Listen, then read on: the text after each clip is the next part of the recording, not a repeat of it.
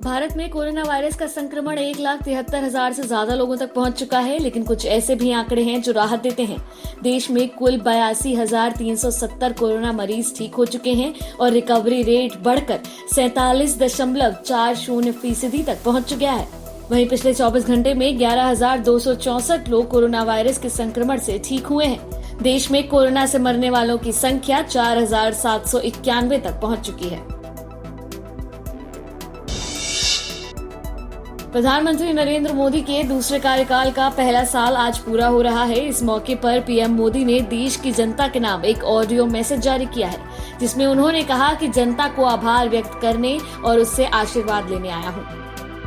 यदि सामान्य स्थिति होती तो मुझे आपके बीच आकर आपके दर्शन का सौभाग्य मिलता, लेकिन वैश्विक महामारी कोरोना की वजह से जो परिस्थितियां बनी हैं, उन परिस्थितियों में इस पत्र के द्वारा आपके चरणों में प्रणाम करने और आपका आशीर्वाद लेने आया हूं। बीते वर्ष में आपके स्नेह, शुभाशीष और आपके सक्रिय सहयोग ने मुझे निरंतर एक नई ऊर्जा, नई प्रेरणा दी है। इस दौरान आपने लोकतंत्र की जिस सामूहिक शक्ति के दर्शन कराए, वह आज पूरे विश्व के लिए एक मिसाल बन चुकी है। 6 साल पहले वर्ष 2014 में आपने, देश की जनता ने देश में एक बड़े परिवर्तन के लिए वोट किया था।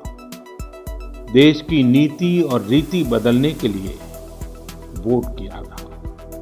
उन 5 वर्षों में देश ने व्यवस्थाओं को जड़ता और भ्रष्टाचार के दलदल से बाहर निकलते हुए देखा है। उन 5 वर्षों में देश ने अंत्योदय की भावना के साथ गरीबों का जीवन आसान बनाने के लिए गवर्नेंस को परिवर्तित होते देखा है।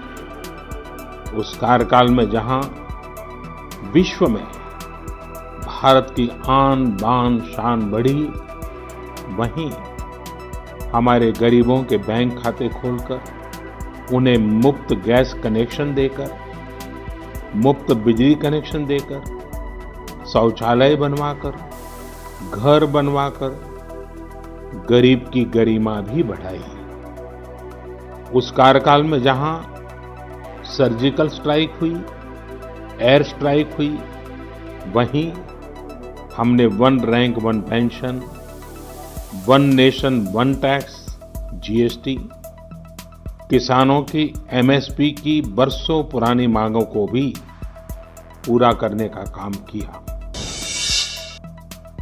केंद्र में नरेंद्र मोदी की सरकार की दूसरी पारी का आज 1 साल पूरा हो गया। इस मौके पर बीजेपी के राष्ट्रीय अध्यक्ष जेपी नड्डा ने भी प्रेस कॉन्फ्रेंस की। इस दौरान नड्डा ने सरकार की उपलब्धियों के बारे में जानकारी दी। इसके अलावा उन्होंने कोरोना वायरस से लड़ाई में सरकार द्वारा किए जा रहे प्रयासों पर भी बात की। नड्डा ने कहा कि हमारी सरकार ने 70 साल की कमियां 6 साल में दूर की हैं। आज हम जब 1 साल पूरा कर रहे हैं, तो हम ही नहीं, सारा विश्व कोरोना के साए में जी रहा है। और यह स्थिति कोरोना की दृष्टि से देखी जाए तो हम ये कह सकते हैं कि अन्य देशों के मुकाबले भारत ने मोदी जी के नेतृत्व में कोरोना की लड़ाई एक इस तरीके से लड़ी जिसमें भारत की स्थिति संभली हुई रही और बहुत हद तक उसको संभाल के रखा गया। प्रधानमंत्री मोदी जी ने कोरोना की लड़ाई में जन भागीदारी, जन सहयोग, सबको साथ लेकर के चलना और उसके साथ साथ टाइमली एंड बोल्ड डिसीजंस लेना, ये मोदी जी की खासियत है। और इस कारण से हम ये भी देखते हैं कि जहां बड़े महाशक्तिशाली देश जो समस्याओं से घिर गए और वह भी अपने आप को कोरोना के सामने असहाय मानते हैं, वहां भारत देश ने कोरोना की लड़ाई इस प्रकार से लड़ी और इस तरीके से उस काम को संभाला।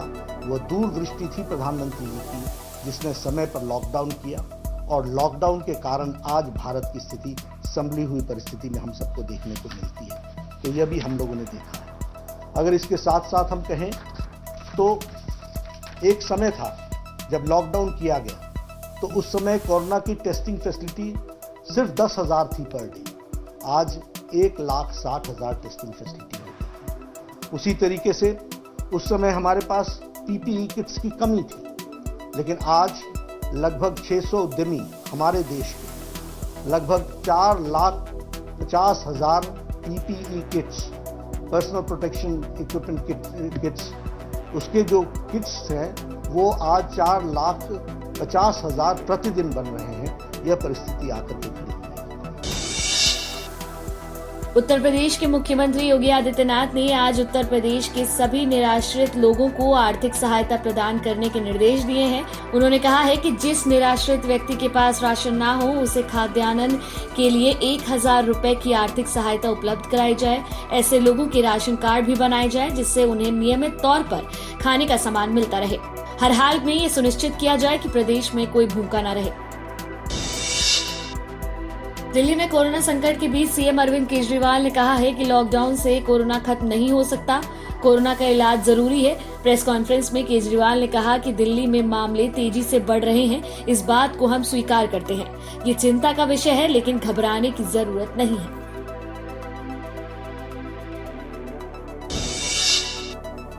दिल्ली के लोकनायक जयप्रकाश अस्पताल के निदेशक डॉक्टर सुरेश कुमार की कोरोना रिपोर्ट पॉजिटिव आई है। डॉक्टर सुरेश अपने दफ्तर में काम करने वाले क्लरिकल स्टाफ से संक्रमित हुए हैं। 3 दिन पहले ही उनके स्टाफ की रिपोर्ट पॉजिटिव आई थी, जिसके बाद उनकी भी जांच कराई गई। इससे पहले राम मनोहर लोहिया अस्पताल के डीन डॉक्टर आशीष सूद कोरोना पॉजिटिव पाए गए, जिनकी हालत बेहद गंभीर है।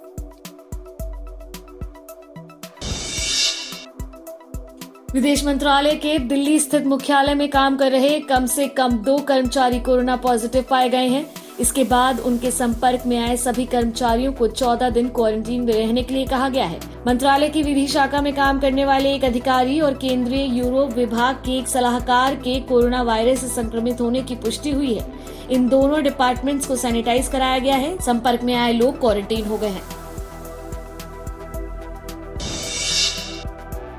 पायलट के कोविड-19 से संक्रमित होने का पता चलने के बाद एयर इंडिया ने दिल्ली से मॉस्को जाने वाले विमान को शनिवार सुबह आधे रास्ते से दिल्ली बुला लिया।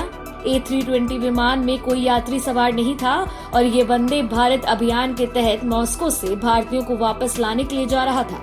विमान के अंदर केवल क्रू सदस्य मौजूद थे। फिलहाल क्रू सदस्यों को क्वारंटीन किया गया है।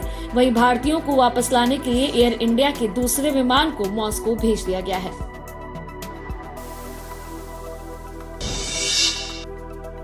शनिवार को मानसून केरल के तट से टकरा गया है। मौसम विभाग के पूर्वानुमान में जताया गया था कि दक्षिण पश्चिम मानसून के 1 जून को केरल में दस्तक देने की संभावना है। वहीं दिल्ली, उत्तर प्रदेश, पंजाब और हरियाणा में आज बारिश के कारण लोगों को भीषण गर्मी से थोड़ी राहत मिली है।